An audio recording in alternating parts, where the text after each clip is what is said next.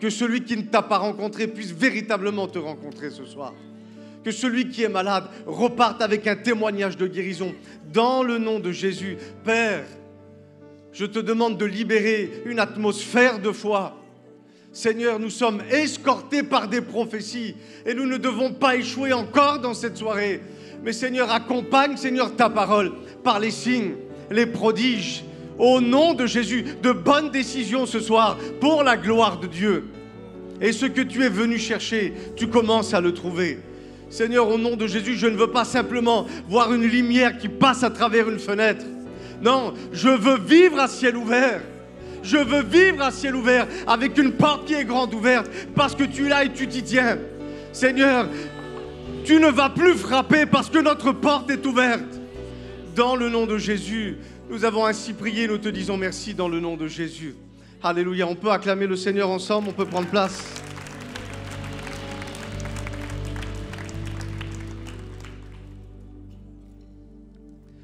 Vous savez, des fois on vient avec un message, quelque chose que nous avons travaillé, mais je pense que le meilleur des messages, c'est ce que nous sommes. Un jour, un homme a dit, tu seras peut-être et certainement pour des personnes la seule Bible que des gens liront. Et pendant des années, j'ai été ce qu'on appelle un chrétien théorique, où j'expliquais beaucoup de choses sans vivre beaucoup de choses. Et il s'est passé des événements dans ma vie où je me suis posé des questions et il y avait tellement un abîme entre ce que je lisais et ce que je vivais. Christ était en moi, mais je peux vous dire de manière claire que Christ ne vivait pas en moi. Parce qu'en réalité, nous vivrons les choses auxquelles nous croyons. Et quand on commence à lire la Bible et faire en sorte que nos échecs deviennent plus notre doctrine que ce qui est écrit, on provoque de manière indirecte dans notre vie nos futurs échecs, nos blocages. Et où, quelque part, au bout d'un moment, on va même arriver à se trouver des cachettes bibliques pour ne pas vivre ce que nous sommes censés vivre. La Bible dit que Satan est venu attaquer Jésus. Pas en se manifestant devant lui, en lui présentant, excusez-moi, des sachets de cocaïne ou des bouteilles de whisky. Mais il est venu avec des versets de la Bible pour essayer de paralyser justement la vie de Jésus, de le détourner du plan. Et vous savez, en réalité, il faut arriver à comprendre quelque chose. La théorie, c'est bien, mais vous ne pourrez jamais comprendre véritablement ce qui est écrit si vous ne vivez pas ces choses. Parce que la Bible nous a été présentée, vous savez pour quelle raison? Pour vivre quelque chose de personnel avec Jésus. Là où même Jésus, en parlant aux pharisiens, a reconnu qu'il y avait une recherche, a reconnu que oui, vous scrutez les Écritures. Je reconnais vos efforts dans ce domaine, mais vous n'avez pas compris quel est le sens des Écritures. Les Écritures rendent témoignage de Jésus. Et quand Jésus arrive devant la vie d'une personne et qu'il se propose, on ne peut pas faire une rencontre avec le Seigneur et on ne devrait pas s'habituer aussi à ces choses pour qu'il ne se passe plus rien. Non, quand Jésus rentre dans la vie de quelqu'un, ce n'est pas pour qu'il vive une gloire le jour de sa nouvelle naissance. Mais on parle de ce principe qui est de gloire, en gloire, en gloire et en gloire. Vous savez que le mot gloire, en hébreu, on le traduit par le mot réception. Ça ne veut pas dire on reçoit quelque chose le jour de notre nouvelle naissance, une espérance où au moins on sera sauvé. Et parce qu'on ne vit rien, d'un seul coup on va entendre une parole, mais ma grâce déjà, elle est suffisante. T'es déjà sauvé, ça suffit, non? Il y a quelque chose de concret à vivre avec le Seigneur. Jésus va dire, vous êtes dans l'erreur parce que vous n'avez pas compris les Écritures ni la puissance. C'est important de réaliser qu'il y a plus que ça à vivre. On ne devrait pas s'habituer à ces choses. Vous savez, j'ai écouté une histoire une fois. L'homme était en train de prêcher et il imaginait deux copains en train de parler.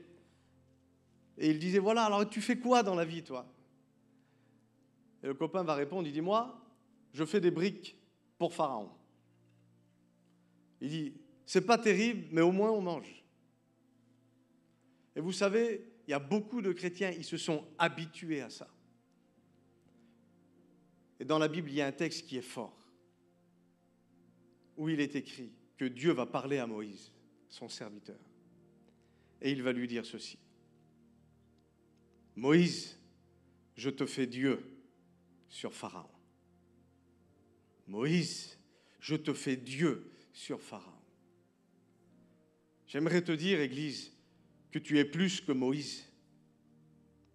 Et si à l'époque, il y avait des promesses avec une telle autorité et puissance, à combien plus forte raison l'Église aujourd'hui devrait comprendre et réaliser la puissance qui a été déposée en elle.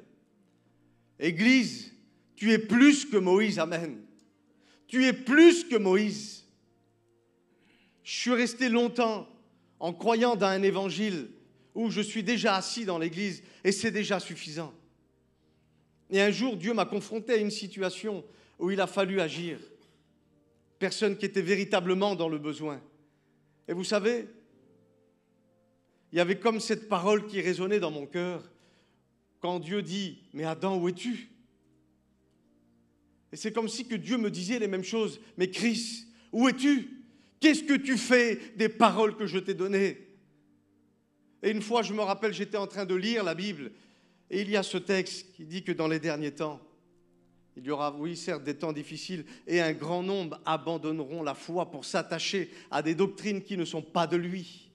Et j'ai entendu Dieu me parler, me dire « Chris, je ne veux pas que tu fasses partie de ces gens-là. » Et j'ai compris ce jour-là que si je changeais ce que je croyais, eh bien que ma vie allait commencer à changer. Personnellement, avec mon foyer, nous avons décidé d'arrêter de faire des briques pour Pharaon. Nous avons décidé de prendre justement possession du pays, ce que Dieu nous a donné. Église, tu as reçu ce qu'on appelle la puissance et l'autorité. Tu as reçu une mission et la capacité d'accomplir cette mission. Voici les signes qui vont accompagner les super apôtres. Non. Voici les signes qui vont accompagner toutes celles et ceux qui auront cru, alléluia, dans le nom puissant de Jésus. Tout ce que l'on peut nommer ici sur la terre, la Bible dit qu'il y a un nom qui est élevé au-dessus de tous les autres noms. Père, notre Père, qui est aux cieux, que ton nom soit sanctifié, ça veut dire qu'il soit élevé, qu'il ne doit pas être mis au même niveau que tous les autres noms. Et ça continue, et à un moment donné, dans cette prière, Jésus nous dit, voilà comment il faut faire.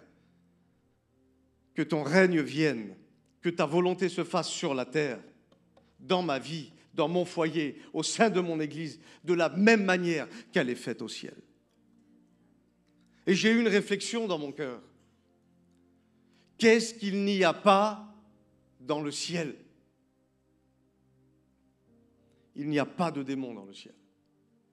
Il n'y a pas de maladie dans le ciel. Il n'y a pas de divorce dans le ciel. Il n'y a pas d'oppression, de confusion dans le ciel. Et j'ai compris à travers cette parole du Seigneur qu'il y avait quelque chose que Dieu attendait de moi. Dieu, je vous donne un scoop, ne fait pas ce qu'il veut quand il veut.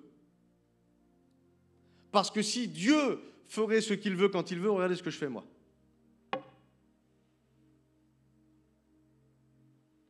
Ça servirait à quoi que je prêche si Dieu fait ce qu'il veut quand il veut? Ça servirait à quoi que je t'impose les mains si Dieu ferait ce qu'il veut quand il veut? Il pourrait le faire, mais ce n'est pas dans ce qu'il a décidé justement. Il faut décider, Église, de relever le défi. Et j'aimerais t'inviter ce soir à identifier la nature de ton Pharaon. Est-ce que Pharaon pour toi est un blocage lié à ta destinée? Est-ce que Pharaon pour toi est une maladie qui t'empêche justement de pouvoir aller au bout des choses? Est-ce que ton Pharaon est justement cet esprit qui te bloque, qui te fait croire que tu n'as aucune valeur, que Dieu ne veut pas t'utiliser? J'ai un scoop pour toi, si Dieu t'aime, tu peux t'aimer. Si Dieu t'a pardonné, tu peux te pardonner. Et si Dieu croit en toi, tu peux croire en toi. Il est important, Église, de pouvoir récupérer ce qui est à vous. Le jour où nous avons passé par ce qu'on appelle la nouvelle naissance, il y a quelque chose qui est venu s'installer. Dieu a déposé en nous son esprit. Il a changé notre cœur. Et la Bible dit dans le livre d'Ézéchiel au chapitre 36 que l'esprit que Dieu a déposé en nous nous donne justement cette capacité de pouvoir entendre Dieu, mais aussi de pouvoir lui obéir.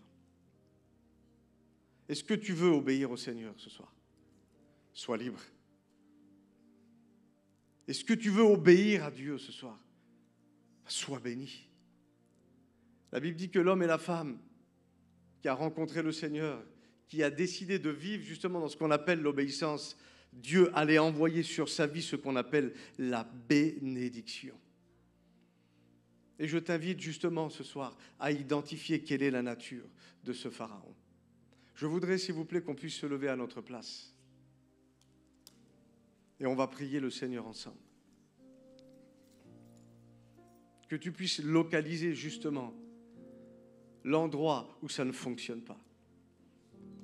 Dieu a dit à Adam, tu vas dominer. Il ne lui a pas dit, tu vas subir. On était dans le monde, on était en prison, on rentre dans la vie de Dieu, on est en sursis. C'est pas ça l'évangile. La Bible dit que celui qui a le Fils sera réellement. N'accepte pas une fausse liberté. Il sera réellement libre. Alors tu vas identifier la nature de ton Pharaon. Et de manière très simple, on va prier. Et si tu l'as identifié, tu lèves ta main à ta place. Je n'ai pas besoin de le connaître. Du moment que tu l'identifies, la Bible dit tu parleras à cette montagne et la montagne, elle partira. Alléluia. Merci Seigneur pour ce que tu es en train de faire. Commencez à prier. Nadège, depuis que je t'ai vu la première fois, je sais que le Seigneur avait quelque chose pour toi et que ça passerait par moi. Donc on va prier tous ensemble, mais crois que ce soir Dieu t'exauce. Alléluia. Seigneur, nous sommes devant toi maintenant dans le nom de Jésus. Et Seigneur, je veux prendre autorité, Père. Que tu puisses libérer ta parole maintenant au nom de Jésus. Et que le feu du Saint-Esprit vienne maintenant identifier ce Pharaon. Au nom de Jésus. Tout est consumé maintenant. Reçois ta délivrance. Alléluia. Reçois une vision claire par rapport à l'endroit où Dieu t'attend dans le nom de Jésus. Et que toutes ces maladies qui voulaient t'emmener loin de la volonté de Dieu, loin du plan de ta destinée, puissent partir maintenant dans le nom de Jésus. Tu reçois là où tu es. Tu commences à recevoir là où tu es, au nom de Jésus. Pour toutes ces montagnes qui sont en train de partir, alléluia, ce transfert de fardeau quitte maintenant pour ne plus revenir. Père, nous avons ainsi prié et nous croyons, Père, dans l'efficacité, Seigneur, que produit ta parole. Et dans une attitude de grâce et de reconnaissance, nous voulons commencer à te dire merci pour ce que tu es en train de libérer. Merci Seigneur pour ton amour, ta paix et ta joie que tu es en train de manifester maintenant. Que ton âme soit désaltérée. Au nom de Jésus, merci Père pour ce que tu es en train de faire.